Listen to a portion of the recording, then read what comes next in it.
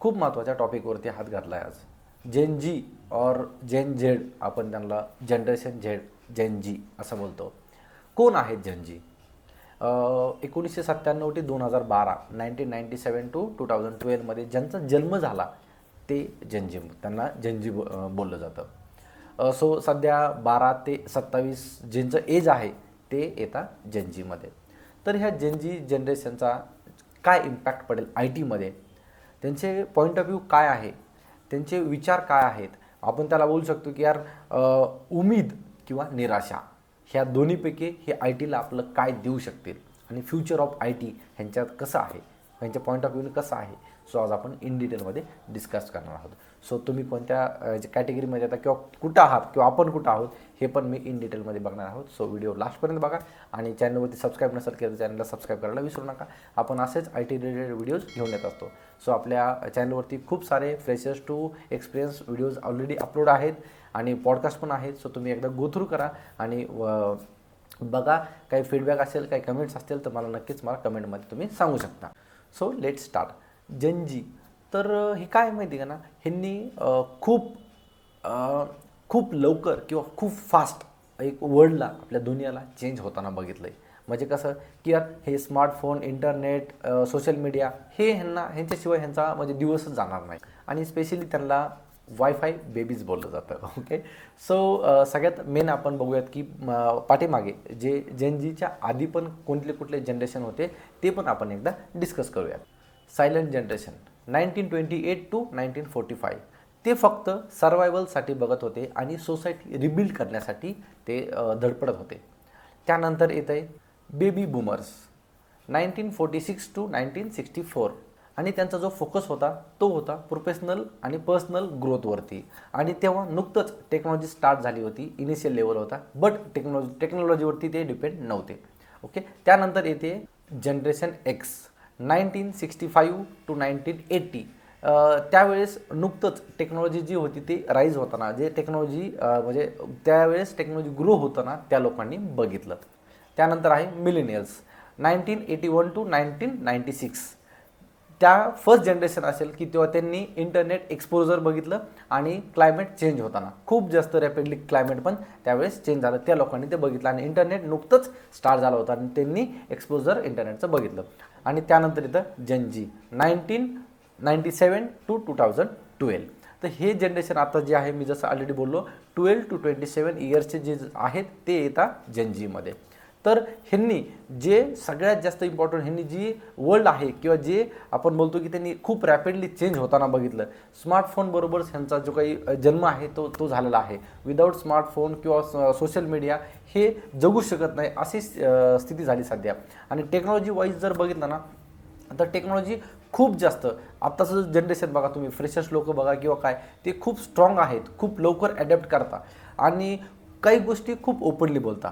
Job करायचा असेल तर फक्त हायर पॅकेजच नाही, वर्क लाईफ बॅलन्स पाहिजे आणि ओपनली बोलताय. आणि त्यांचं जे ड्रीम आहे ना ते कसं की यार सस्टेनेबिलिटी पाहिजे, त्यामध्ये त्यानंतर वर्क लाईफ बॅलन्स पाहिजे, त्यानंतर मेंटल हेल्थवरती ते ओपनली बोलताय. आधी असं नव्हतं. त्यानंतर जेंडर इक्वेलिटी हे पण आहे, जास्तीत जास्त इक्वेलिटीवरती जास्त फोकस आहे. Mental peace, work life balance यावरती पण खूप जास्त फोकस आहे आणि ओपनली बोलत आहे. पहिलं असं होतं की यार वर्क स्ट्रेस असेल किंवा काय असेल, कसं बोलणार, ओपन होऊन कसं बोलणार, कसं शेअर करणार.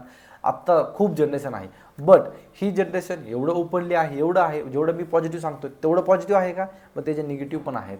कारण कसं आहे, सोशल मीडिया आलं, टेक्नॉलॉजी आहे, जेवढं टेक्नॉलॉजीचा प्रॉपर ते यूज करताय किंवा जेवढं त्या टेक्नॉलॉजीसोबत आहेत तेवढंच त्याचा निगेटिव्ह पॉईंट पण आहे. आत्ता काय झालं आहे की AI ऑटोमेशन आलं आहे आणि IT इंडस्ट्रीमध्ये जर त्यांना जॉब करायचा असेल ना तर या गोष्टी की ते आधीच डोक्यात ठेवतात की नाही, मला वर्क लाईफ बॅलन्स पाहिजे, मला पीसफुल लाईफ पाहिजे, मला हायब्रिड नको, मला ह्या सिटीमध्ये नको जॉब करायचा, हे आधीच त्यांच्याच कंडिशन ठेवत आहे. तर ह्यामुळे काय होतं आहे ना, आणि कंपॅरिझन काय होतं ना की ह्याला जॉब भेटला, त्याला जॉब भेटला, या गोष्टीमुळे जेन जीला खूप इम्पॅक्ट होतो. एक स्टडीनुसार असं सांगितलं आहे की 70% जेन जीमध्ये असे लोक आहेत की त्यांना मेंटल स्ट्रेस किंवा डिप्रेशनमध्ये एकदा पण गेले नाही असं झालंच नाही. का? कारण सोशल मीडिया लाईफ आहे, यूट्यूब, इंस्टाग्राम सध्या खूपच आहे. दुसऱ्याचे स्टेटस बघून, दुसऱ्याचे सोशल मीडियामध्ये हे बघून स्वतःला असं समजायचं किंवा दुसऱ्याचं सक्सेस बघून असं समजायचं की यार मी खूप हारलो आहे किंवा मी खूप हारले, एखाद्याला जॉब लागतो आहे. आता बघा, पहिलं पण स्ट्रगल होता, जॉबसाठी स्ट्रगल होते, आय टीमध्ये जॉब करायचा आहे, स्ट्रगल आहे. बट असं झालं ना, अरे माझ्या फ्रेंडला जॉब लागला आहे, मला नाही जॉबला. अरे माझ्या फ्रेंडला 20 लाखाचं पॅकेज भेटलं आहे, मला नाही भेटलं. सो हे स्वतःलाच निगेटिव्हमध्ये घेऊन जात आहे, स्वतःलाच हे करत आहे. तर हे जे सोशल मीडियाचे, आधी असं नव्हतं, असं नाही. आधी कॅन्डिडेट्स फायर होत नव्हते असं नाही, सगळं होत होतं. फक्त हे आपल्यापर्यंत येत नव्हतं कारण सोशल मीडिया नव्हतं. आता सोशल मीडियामुळे जर आपण निगेटिव्हमध्ये किंवा आपण बॅकमध्ये जात असो, तर हेच जनजीमध्ये अंडरस्टँडिंग होत नाही आहे आणि हेच जनजीचा एक समजा निगेटिव्ह पॉईंट आहे. या गोष्टी जर ओव्हरकम केल्या ना, जनजी खूप रॅपिडली टेक्नॉलॉजी ग्रो करणार आहेत. कारण लहानपणीपासून टेक्नॉलॉजीसोबत त्यांचा जसा जन्म झाला आहे. सो त्यांचे जे इनपुट्स असणार आहेत ना, तर ते आपल्याला कसं होतं की आपण खूप म्हणजे आपल्याला माहीत नव्हते, आपण मोबाईल पण तेव्हा असं म्हणजे मोबाईल आपण बटनवाले मोबाईल वगैरे, हे आता बटनवाले मोबाईल वगैरे ह्यांनी कधी बघितलं नाही. किंवा त्यांना जर तुम्हाला माहीत असेल की आपला कॉईन बॉक्स, 1 रुपया टाकून आपण कॉईन म्हणजे बोलायचो, ह्यांना फक्त डायरेक्टली टच स्क्रीन, त्यांना मॅकबुक हे त्यांना लहानपणीपासून आहेत. सो ह्यांना तिथपर्यंत यायचं नाही, तिथून पुढचा विचार करायचा आहे. सो जे ग्रोथ आहे, जी आय टीमधली ग्रोथ आहे किंवा हे आहे, हे सगळं त्यांना करायचं आहे आणि ते करणार. तेवढं त्यांच्यामध्ये ॲबिलिटी आहे आणि क्विक लर्नर पण आहेत, ग्रोथ पण चांगले. पण मी तसं सांगितलं की यार पॉझिटिव्ह आणि निगेटिव्ह पॉईंट दोन्ही पण आहेत. सोशल मीडिया जेवढा सोशल मीडियाचा अतिरेक करतील तेवढंच हे जनरेशन खाली जायला पण काही कमी नाही आहे. कारण जे आपले पहिले लोक होते ते बाकीच्यांचं सक्सेस बघून किंवा बाकीच्यांचं हे करून असे काही डिप्रेशनमध्ये किंवा स्ट्रेसमध्ये जात नव्हते. तेवढी त्यांच्यामध्ये ॲबिलिटी होती की सहन करण्याची. आता तसं नाही राहिलं, तेवढं नाही. बट हे जर असेल सगळं, या जर गोष्टी ओव्हरकम केल्या, तर हे जे जनरेशन आहे ते खूप रॅपिडली म्हणजे खूप जास्त इम्पॅक्ट करेल आय टीमध्ये, खूप जास्त इनपुट देईल आणि टेक्नॉलॉजीला जर कुठपर्यंत नेऊन ठेवेल हे तर आपण विचार पण करू शकत नाही. सो AI ऑटोमेशन वगैरे हे सगळ्या गोष्टी आल्यात आहेत, तेच इम्प्लिमेंट करताय, त्यांनाच इम्प्लिमेंट करायचं आहे मेजरली. कारण आणि ते आत्ताचे जे काही 12 इयर्सचे जे काही मुलं आहेत किंवा स्टुडंट आहेत, ते पण त्यांना पण आय टीमध्ये यायला अजून टाईम आहे. ते तर अजून काय करतील. आणि आय नो की हे जेवढे जनजीमधले जेवढे व्हिडिओज बघताय त्यांनी दोन्ही पण पॉईंट बघितले पाहिजे, एक पॉझिटिव्ह आणि निगेटिव्ह. तुमच्यामध्ये तेवढी ॲबिलिटी आहे, पण ती ॲबिलिटी तुमचे जे काही पॉईंट्स आहेत किंवा तुमचे जे काही स्ट्रेंथ आहे हे तुम्ही दुसरीकडे सोशल मीडियावरती म्हणा किंवा इंटरनेटवरती जे वेस्ट करताय, ते जर तुम्ही जर इकडे टेक्नॉलॉजीवरती वगैरे जर लावलं तर तुम्ही खूप रॅपिडली चेंज करणार आहे. तुमची ग्रोथ, प्रोफेशनल पर्सनल ग्रोथ खूप इम्पॉर्टंट आणि खूप तुम्ही जास्त करणार लोक आहात. ओके. सो आत्तापर्यंत जर हा व्हिडिओ आवडला असेल तर लाईक करायला विसरू नका. आणि फायनली मी हे सांगेल की तुम्ही कुठल्या जनरेशनमध्ये आहात आणि जनजीमधले जे स्पेशली आहेत त्यांनी तर ऑलमोस्ट कमेंट करा. हा व्हिडिओ तुम्हाला कसा वाटला ते मला नक्की कमेंटमध्ये नक्की सांगा.